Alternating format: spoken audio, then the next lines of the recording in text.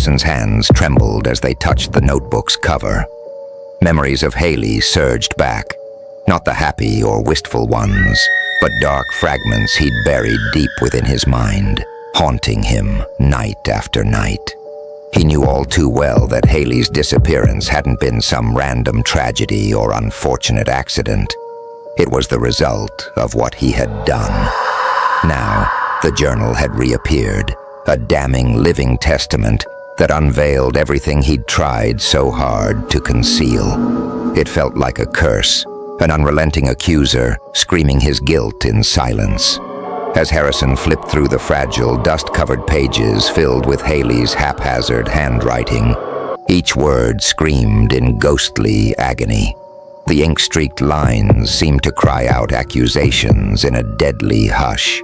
Dragging him back to the final night Hailey had crossed paths with his life. The blurred writing, smeared with emotions that bled into the paper, became an unspoken rebuke, relentlessly reminding him of the deeds he thought were buried forever, hidden in the shadows of his own darkness.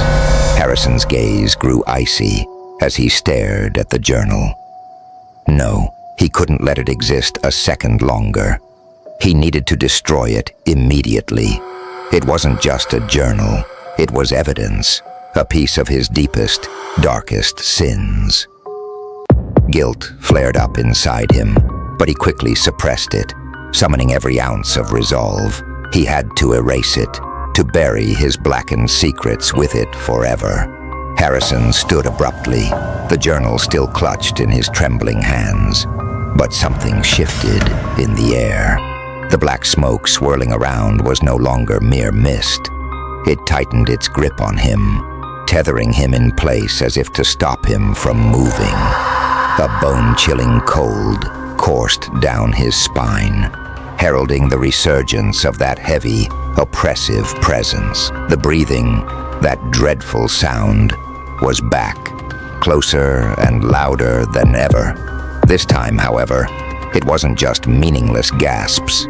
Whispers echoed in Harrison's mind, Hailey's voice piercing through his consciousness, every word, shredding him apart. You'll never escape. You'll never escape. Harrison froze in his tracks, his grip on the journal tightening as his heart raced uncontrollably. He knew he had to act fast, to destroy it before things spiraled completely out of control. But his hands wouldn't obey him. The tendrils of black smoke seemed to bind his body, clawing at his skin. The walls of the room felt like they were closing in, the atmosphere suffocating and unbearable. It felt as if the air around him was shattering into shards. The dense, dark mist didn't just enshroud his body. It felt like it was squeezing the very essence of his soul, making every breath a struggle. The entire world seemed to sink into darkness. And then, amidst the icy dread, a shadowy figure began to emerge. Hailey appeared, but not the gentle girl he had once known. Her face was pale and waxy, her lifeless eyes devoid of pupils and as hollow as black pits, radiating malevolence. Her skin was ashen and mottled, riddled with grotesque wounds that hinted at decay. Her long, tangled hair floated eerily, resembling ghostly vines clinging to the room's corners. She moved slowly, dragging her mangled body through the suffocating space, her haunting eyes never leaving Harrison, boring into him as if seeking to unravel his mind. Harrison was paralyzed with terror, cold sweat pouring down his back. Hailey, I'm sorry. I really am sorry. I didn't mean to." His voice cracked, trembling with desperation, yet his eyes betrayed him, darting frequently to the journal still clutched tightly in his hand. Deep down, he only wanted to escape this moment, to rid himself of the evidence of his guilt.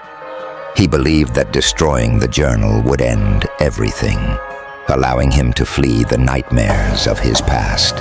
Step by step, Harrison retreated, repeating his false apologies over and over. "I'll make it right. I'll do whatever you want. Just forgive me."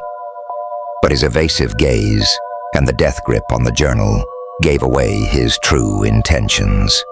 He had no plan to atone, only to flee from Hailey's ghastly presence and everything she symbolized.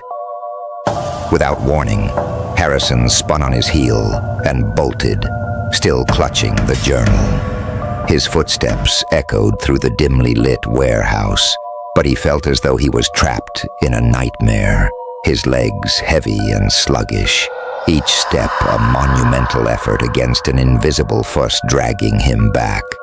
Behind him, Hailey's whispers pursued him, each word slicing through his mind like a blade, pushing him further toward the edge of insanity.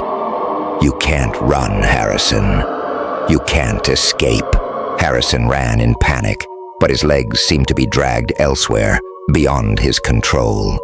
A heavy sensation, like invisible ropes binding his body, pulled him toward a dark corner of the warehouse.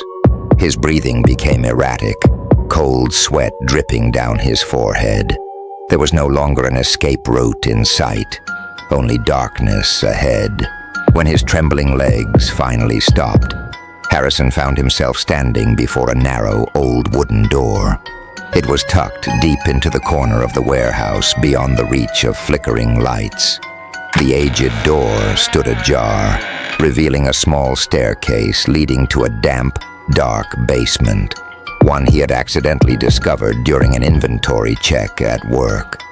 He had tried to forget about it, but now its presence felt like it was pulling him in, impossible to resist. The basement door opened unnaturally, as though someone was waiting for him below. Harrison's heart pounded wildly, not from the darkness or the steep stairs, but because he knew what lay hidden beneath. This was no ordinary basement. It harbored a horrifying secret, a crime he had buried deep within his conscience, desperately trying to forget. Harrison tried to step back, but his legs were frozen. The invisible force dragged him down the stairs. Each creak of the steps beneath his weight reverberated through the air, which grew increasingly thick and cold. The faint whistle of wind slipping through cracks and distant whispers, like echoes from the past, clung to him relentlessly. At the bottom of the staircase, he stood before a sealed room, its walls cracked and covered with moss. A cold, ghostly hand brushed against the back of his neck, and Harrison knew there was no escape. He had descended into the abyss of despair, where his past and his sins would never let him go. Part 5. The story of Uncle Marcus. The horrifying night patrol at the haunted building. Uncle Marcus, a veteran security guard, had worked in the building for decades and was no stranger to its unnervingly quiet nights. But tonight felt different from the very start of his shift. The wind outside howled in long, eerie gusts, causing the large glass panes to tremble and produce faint, rattling sounds. Something unsettling seemed to linger in the air, an abnormal silence that made him instinctively more alert. As he patrolled the floors, he couldn't shake the feeling that he was being watched, though he saw nothing out of the ordinary. Faint noises, like whispers, echoed from the upper floor, breaking the stillness and causing him to pause abruptly. His serious eyes turned toward the staircase. Probably an employee working late, he thought to himself, though the unease in his chest lingered, gripping his flashlight tightly. Its weak beam trembling as he climbed the stairs to the second floor, Uncle Marcus proceeded cautiously. The moment he reached the hallway, he froze in his tracks. Something was off. Ahead, in the dim corridor, the flashlight revealed the figure of Clara, a young clerk, standing motionless. The beam passed over her pale face, and Uncle Marcus's breath caught. Her eyes were wide open, devoid of life, her expression frozen in a strange and lifeless stare. But the most horrifying sight was her hands. They were tightly wrapped around her own neck, as though she was trying to strangle herself. "Clara, what are you doing?" Uncle Marcus's voice cracked with concern as he called out to her, trying to snap her out of this bizarre state. But Clara didn't respond. Instead, she made low, rasping sounds, like someone gasping for air. Her hands tightened further around her neck, leaving bruised purple marks on her skin. Uncle Marcus rushed toward her, his flashlight trembling as it illuminated her ghostly pale face. Up close, her eyes were blank, unrecognizing of his presence. The sight made his heart pound in his chest, and a chill ran down his spine. "Clara, snap out of it!" Uncle Marcus shouted, shaking her shoulders. His flashlight's beam fell directly into her eyes, and for a fleeting moment, Clara blinked several times before suddenly releasing her grip on her neck. Uncle Marcus?" she stammered, her voice weak and trembling. Cold sweat drenched her forehead, and her breathing remained shallow and ragged. She looked at him as though she had just escaped from the worst nightmare of her life. "What happened to you? Are you all right? What's going on?" Uncle Marcus asked, still shaken.